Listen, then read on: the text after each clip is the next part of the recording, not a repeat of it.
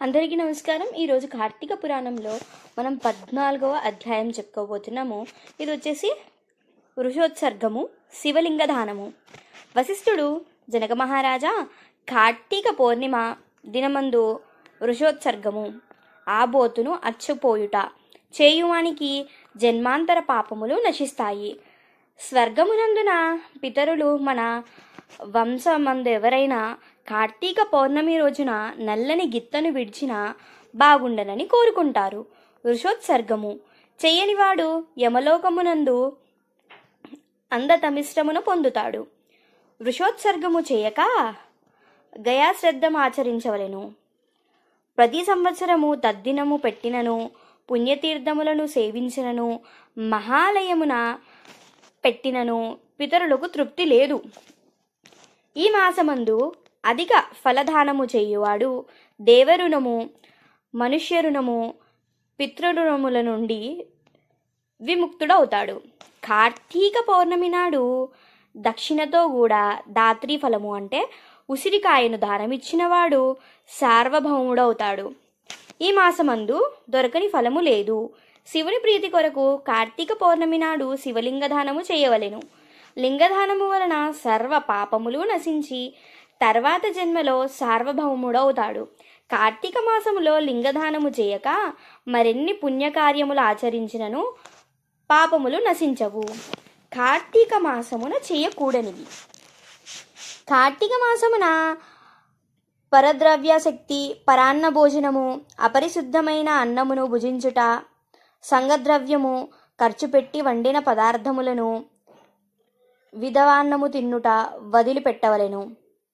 నక్తవ్రతము ఆచరించినవాడు ఏకాదశికి ముందు వెనుక రోజులలో అనగా దశమి, ద్వాదశి దినములలో రాత్రి భోజనం చేయకూడదు.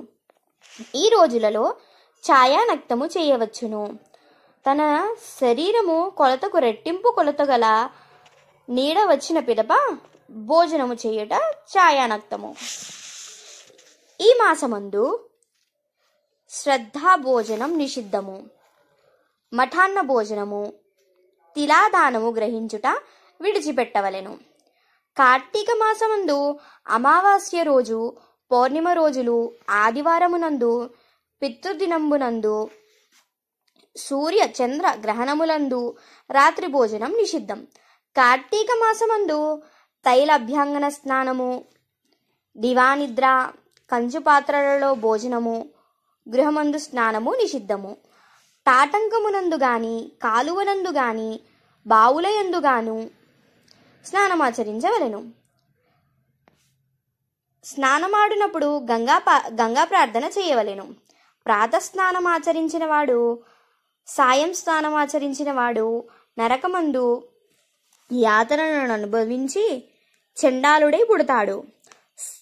సాయం స్నానం ఆచమించి భగవంతుణ్ణి షోడశోపచారాలతో పూజించవలెను. శక్తి కొలది దీపములను శక్తివంచన చేయక బ్రాహ్మణులకు దానం ఇవ్వవలెను. ఈ ప్రకారము కార్తీక మాసమందు వ్రతములు నాచరించిన వాడు 1000 సోమయాగాలు, 100 వాజపేయ యాగములు, 1000 అశ్వమేధ యాగములు చేసిన ఫలాన్ని పొందుతారు. చతుర్దశి దినంబున పితృప్రీతి కొరకు బ్రాహ్మణులకు భోజనము పెట్టిన ఎడల పితృపరంపర సంతృప్తి నొందుదురు.